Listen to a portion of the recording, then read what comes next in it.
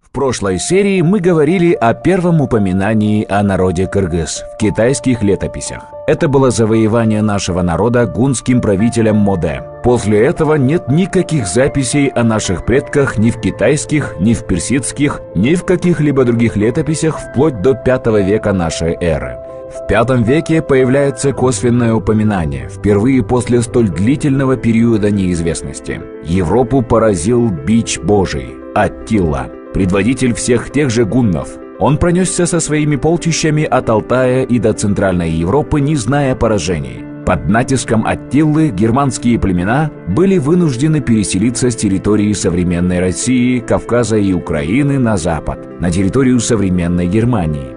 После его походов Римская и Византийские империи стали платить дань, дабы не быть стертыми с лица земли. Про себя Аттила говорил так: «Я бич Божий, молот вселенной. Там, где ступал мой конь, больше не растет новая трава». В своей книге «История Аттилы и его наследников» известный историк Амеди Тьерри писал: «В истории человечества имя Аттилы стоит в одном ряду с именами Александра Македонского и Юлия Цезаря». А какая же связь с древними кыргызами? Аттила на знаменитой фреске Делакруа 1810 года нарисован рыжебородым.